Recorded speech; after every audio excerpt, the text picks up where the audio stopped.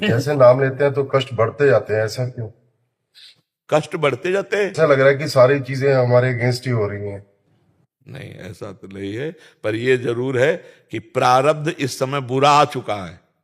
जैसे इस समय हमने नई खेती बोई गन्ना, और पीछे बोया है बम्बूल, तो अब गन्ना तो अब नया उगेगा, बम्बूल तो अभी पहले से है। तो ये पूर्व का प्रारब्ध आ गया और अभी भजन शुरू किया, अब आपको निगेटिव दिखाई देने लगा। और अगर पूर्व का प्रारब्ध सही है तो आप घोर पाप अभी करो तो आपको कोई कष्ट नहीं होगा, क्योंकि वो पुण्य जो है ना वो आपको बचाएगा और आपको फलीभूत करेगा। लेकिन जिस दिन वो नष्ट हो जाएगा और ये नई खेती पाप की और पुराना पाप, तो बम ब्लास्ट ऐसा होगा कि ना इस लोक के रह जाओगे ना परलोक के रह जाओगे।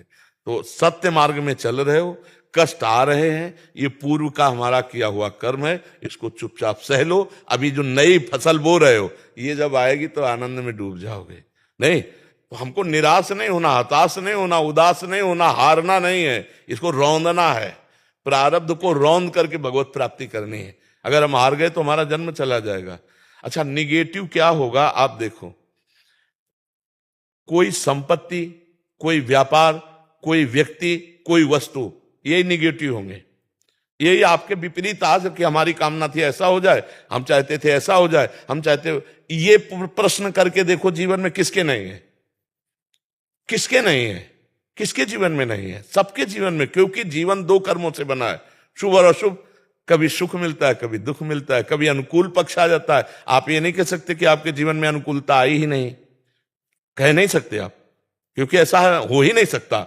दिन है तो रात आएगी, रात है तो दिन आएगा, दुख आया है तो सुख आएगा, सुख आएगा तो दुख आएगा। ये क्रम चल रहा है प्रभु, हमको इस क्रम को तोड़ना है।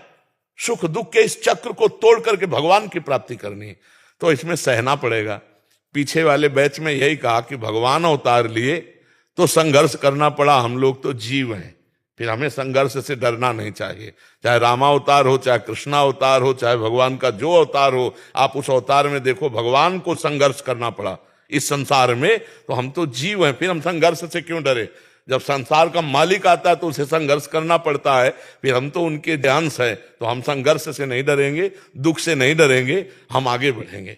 आगे बढ़ो, नाम मत छोड़ना, नाम मत छोड़ना। नाम छुटाने के लिए माया आपको ऐसा दर्शन करा रही है कि नाम जब जब से शुरू किया तब से बुरा, कभी कभी संयोग लग जाता है। जैसे अब कल से आपका बुरा प्रारब्ध शुरू है, अब आज आप सत्संग सुने हो, कल से गीता भागवत सब लेके घर गए और विपत्ति शुरू, ये मरा वो, ये तो ये हुआ यार, जब से भागवत आई है घर में, जब से गीता और जब से सत्संग सुना है, चैन खो गया, गंगा जी में पधराया। ये है माया भगवान की। अब वो संयोग नहीं जाना, अब आपने फ्रॉड किया, गलत किया, असत्य किया, अधर्माचरण किया, और आपका संयोग लग गया पुण्य का, और आपका अच्छा अच्छा होने लगा, आपने यार बाजी जीत गए। ये माया का खेल है, इसको समझना होगा। ये अगर समझ, ये रहस्य रघुनाथ कर बेग ने जाने कोई, और जो जाने रघुपति कृपा तो सपने मोह न हो। बहुत बढ़िया चलो, नाम जप करो, अच्छे आचरण करो, और बुरे आचरणों का जो हमें फल मिले उसे भोग लो, तो आगे जो आएगा वो बड़ा मंगलमय आएगा। और अभी नाम छोड़ दोगे तो फिर वही आचरण है, तो हमारी नई खेती फिर बर्बाद हो जाएगी। और पता नहीं मनुष्य शरीर मिले कि ना मिले भाई, बड़ा दुर्लभ है मानव दे। तो हमें लगता है राधा राधा तो बोलते रहो, चाहे दुख में हो चाहे सुख में हो, आगे बड़ा मंगल होगा। हम लोग आगे के लिए वर्तमान में कष्ट सह लेते हैं।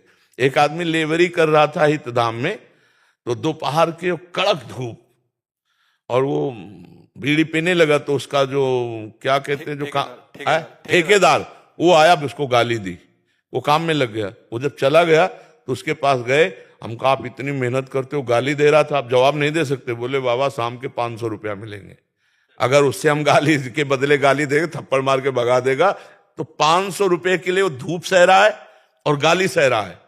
तो हम आगे आगे आनंद के लिए, परमानंद के लिए, भगवदानंद के लिए अगर वर्तमान में कष्ट सह रहे हैं तो क्या परेशानी है? हमें सहना पड़ेगा, सहना पड़ेगा, सबको सहना पड़ता। कोई ऐसा विश्व में नहीं है जिसको दुख सुख दोनों ना प्राप्त हुए। किसी को भी बता दो हमें कि वो अगला आदमी है जिसे दुख मिला ही नहीं, कभी नहीं है, हम मानेंगे नहीं, भगवान को नहीं। जब भगवान अवतार हुए तो दुख सुख का क्रम चलता रहा ना।